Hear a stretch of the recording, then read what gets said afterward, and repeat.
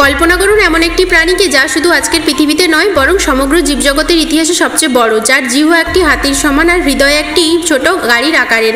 আমরা কথা বলছি নীলতিমি নিয়ে। এই অতিকয় প্রাণীটি বহু শতাব্দী ধরে সমুদ্রের গভীরে রাজত্ব করছে, অনেকটা অলক্ষ্যে, কিন্তু 1700 শতকে শুরু হওয়া মানুষের বাণিজ্যিক আকাঙ্ক্ষা এদের ভাগ্য পাল্টে দেয়।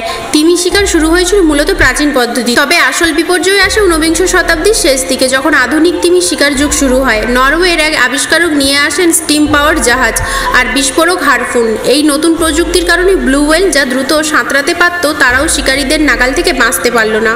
এই নতুন পদ্ধতির কারণে তিমি শিকারীরা পৃথিবীর সবচেয়ে দুর্গম এলাকা আন্টার্কটিকা মহাসাগর পর্যন্ত পৌঁছে গেল। তাদের একমাত্র লক্ষ্য ছিল তিমি থেকে পাওয়া তেল, যা শিল্প বিপ্লবের সময় লুব্রিক্যান্ট, সাবান ও আলোর জন্য অপরিহার্য ছিল। এই তেল ছিল শিকারীদের কাছে সাদা সোনা।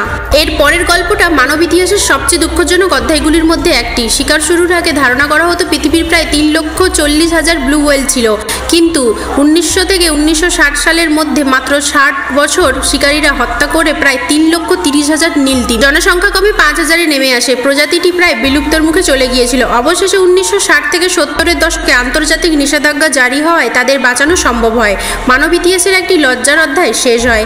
আজ এই দৈত্যকার প্রাণীর সংখ্যা ধীরে ধীরে বাড়ছে, কিন্তু এখন এটি বিপন্ন। নীলতিমির এই ঐতিহাসিক স্ট্র্যাটেজি আমাদের শেখায় মানবজাতির লোভ কিভাবে কয়েক দশকে একটি প্রজাতি থেকে বিলুপ্তির দ্বারপ্রাপ্তে নিয়ে যেতে পারে। চলুন এই মহাসমুদ্রের রাজাকে রক্ষা করুন। এইরকম আরও গুরুত্বপূর্ণ ঐতিহাসিক তথ্য জানতে আমাদের চ্যানেলটিকে সাবস্ক্রাইব করুন।